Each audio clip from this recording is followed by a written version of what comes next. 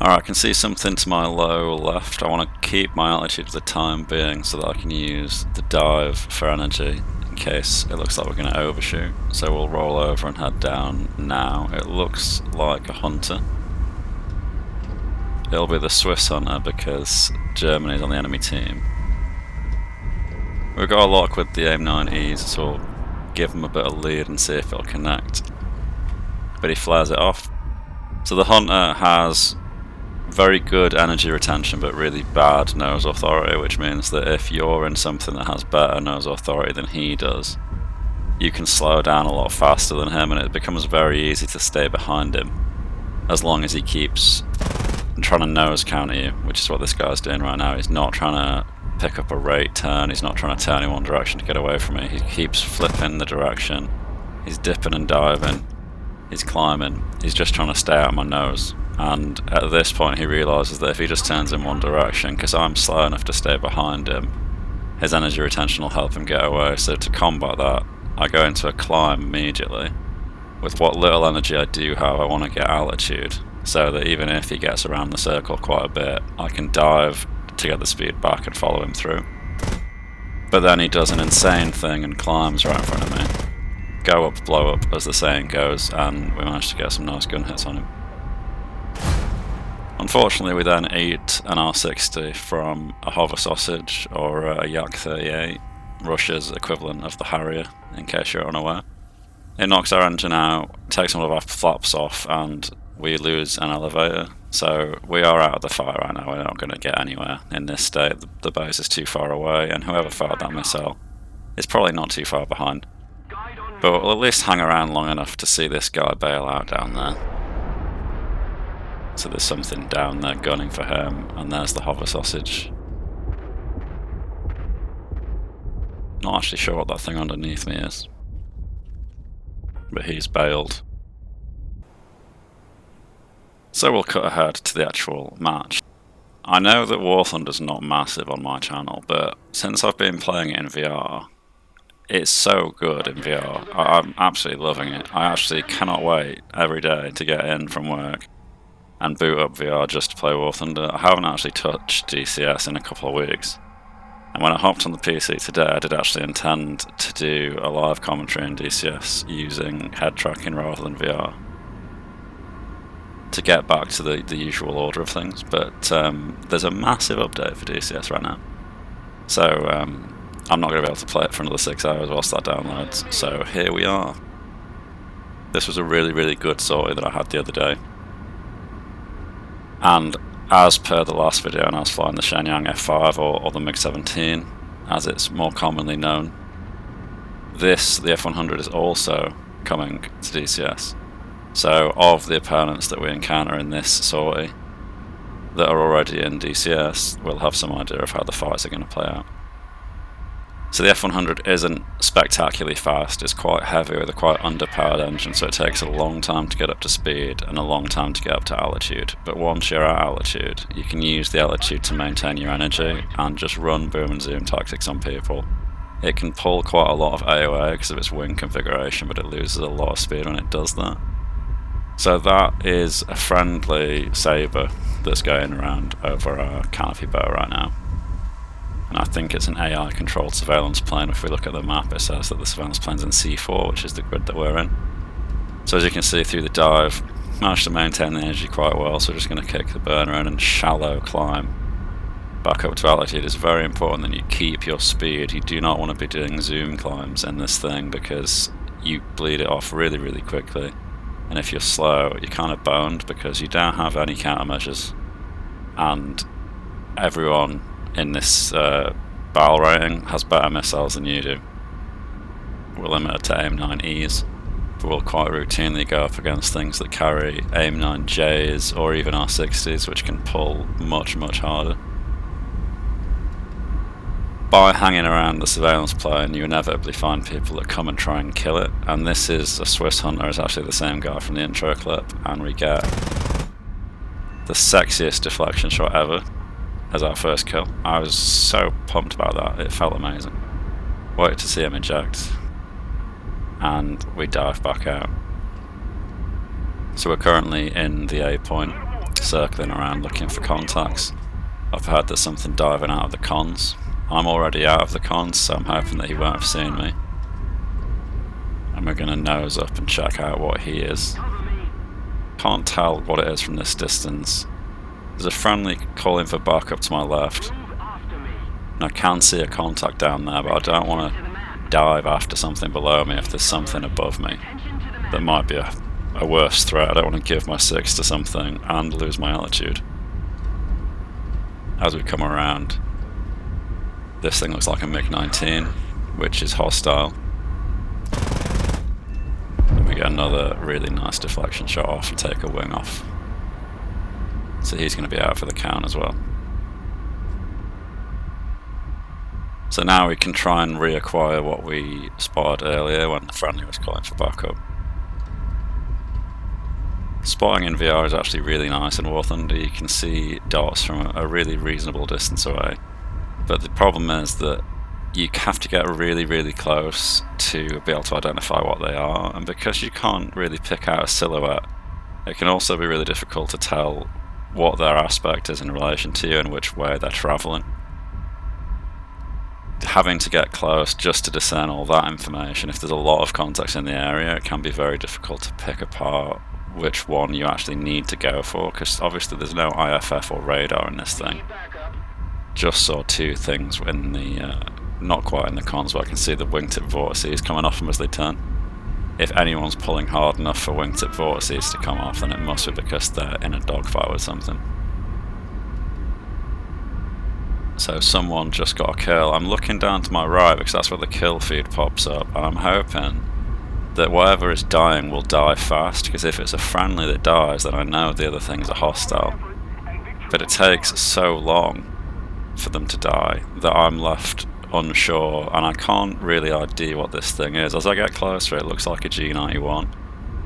And I know that Germany is hostile, but I'm not sure if it's an Italian G91, and I can't really check the feed whilst I'm, barreling towards him with 300 knots closure, so it was actually hostile, but I didn't know that, so I didn't want to kill a friendly, so we boomed through.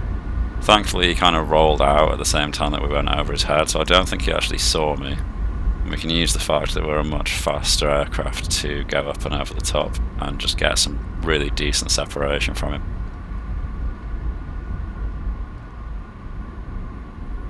So we're nice and high, we're doing about 450 knots and we're at 20,000 feet. There's a chance that we might be in the cons up here. I'm keeping viz on the guy below. And at this point I'm struggling to tell whether he's actually coming up after me or if he's just passing below. So instead of diving or climbing, I'm just flat turning, because if he comes up to me, obviously he's going to lose energy. I don't want to go up more and bleed mine off if he's not actually coming up to me, so we basically just rate turn above him until I can get an angle. And at this point I was thinking Tasty Aim 9 would do the job, because I spotted something else underneath him, but he must see the launch and he turns to avoid it, so we try for a high deflection shot. Don't quite get the lead, and he reverses his turn, which is not great because I'm a bit of a bus, so I'm going to keep turning the same way and force him to reverse his turn back again to follow me. And we'll also climb, because he'll have lost speed through those manoeuvres where I didn't, and I was faster than him to begin with anyway, so we can use that energy to just stay away from him. The reason I'm still turning and not just extending a straight line is because I'm not sure whether this variant of the G91 actually carries missiles or not, and I really don't want to open myself up to a missile shot when I don't have countermeasures. I can see something else booming past him back there. We are now in the cons, which puts us at risk. It'll be visible from much further away, so I'm trying to slightly dive as we turn,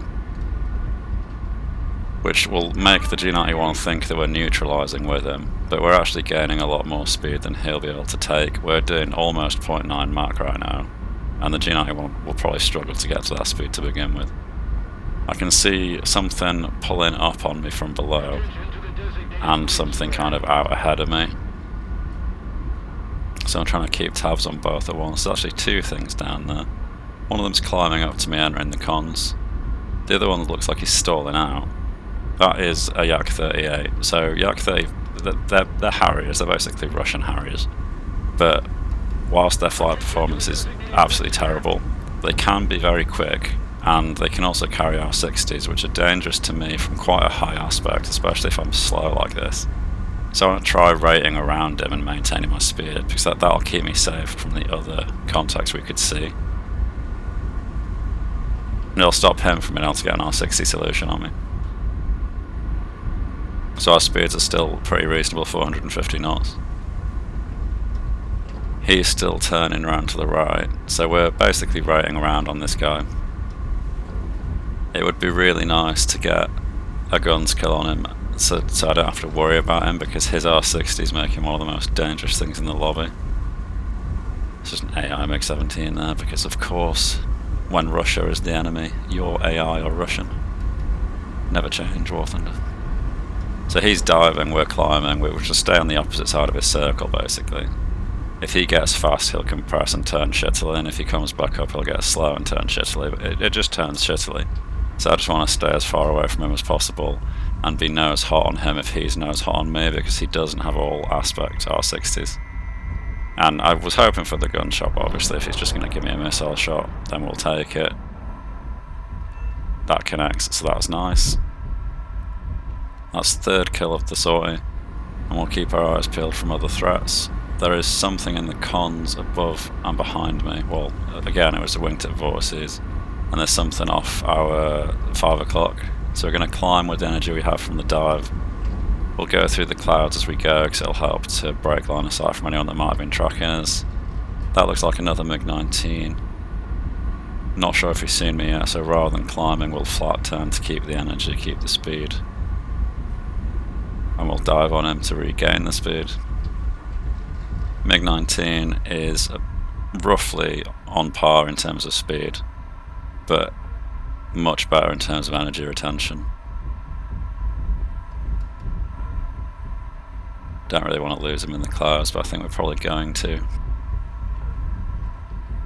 And at this point, so in track IR, my frame of reference is always forwards, because that's where my monitor is.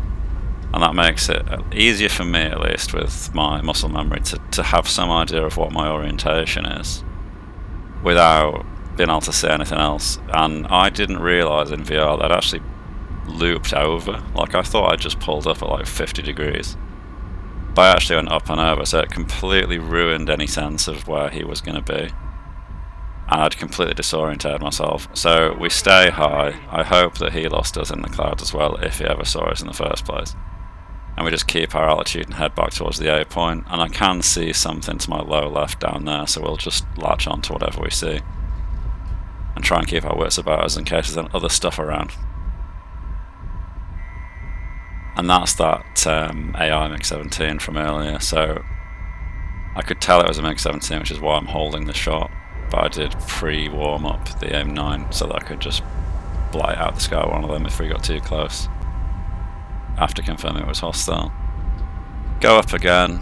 More altitude we got, the safer we are, but I do want to stay up under 20,000 feet if possible, just to stay out of the cons. So MiG-21 just killed a friendly somewhere, so I'm kind of scanning the A zone for any wrecks.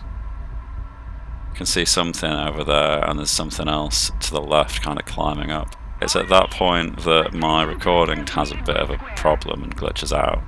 So I had to stop the recording and restart. We're pretty much in the same position we were. There are two aircraft ahead of us, moving from the right to the left. One of them's turned cold, which is great for us. This guy we're following was the trailer of the two, because I didn't want to give my 6 to the second one if I latched onto the first. And at this stage I'm trying to close in to get an ID, because I can't quite make out what it is. And at this point I realise it's a hunter, so we fire off an AIM-9. Obviously connects because he wasn't paying attention. As we look behind, there's something tailing me up, and it's quite close, so we keep our speed and we go into a right-hand climb. I'm hoping that it's something without an afterburner. You can see wingtip vortices coming off him, which in War Thunder is a sign that people are pulling past critical AOA. So I know that he's bleeding off more speed than he can afford to, and he hasn't gained on me yet, which means that I was faster to begin with. I'm trying to dive out of the cons a little bit, and thankfully a friendly mops him up. So that was very nice. That was a G91R4 that was tailing us. Really lucky that that friendly came along, so I was not sure how I was going to combat that situation, really, because I didn't want to dive straight for speed in case he had missiles. I didn't want to keep turning because I'd lose more speed than he would, because I've got more, my wings are swept back more. So my wing is closer to a delta and I'd lose more speed than he would. But he's out of the picture, so it's fine. We'll just keep circling. I just saw something get splashed above me and it said a MiG-21, a hostile killed a friendly, so I know the burning wreck is friendly, but I actually don't see the launch aircraft. I can see a few aircraft around, but I have no idea which one fired the shot, so I'm none the wiser about where the hostiles are. So I'm just scanning. There's something pulling up onto me, so that's quite likely going to be an enemy, and that's another hover sausage, another Yak 38. He looks like he's stalling out, so we go up and loop over, and my hope is that I'd be able to dive back down on top of him and get some guns off, if not a missile. He fires an R60, but it doesn't track, so he must be feeling pretty desperate. There's a second thing coming up and over that looks like a MiG-21. MiG-21 outclasses me in basically every metric there is, so I really want to kill this Yak 38 immediately so that we can focus our attention on the MiG-21. Because if the MiG-21 pilot is bad, I can still make something work. I completely ruin that opportunity by being shit at aiming, and I guess also in general. MiG-21's rolling back around. I'm calling for backup all the while in the hope that whoever saved me last time is still around. So you can see the MiG-21's the one in the cons still. We're going to ignore him. Yak 38 gets splattered by our friendly again, so whoever that guy is an absolute ledge. We're on the 6 of the 21. He's making the mistake of running in a straight line and then climbing. I was actually very surprised that the missile actually caught him there, because I don't think an AIM-9B and DCS would have even covered half that distance, especially once he started climbing. So that's our 5th kill of the Sortie. We are down to 2 minutes of fuel. Something quite weird happens with Warthog's scoring system, and I actually get 2 severe damages on the same target.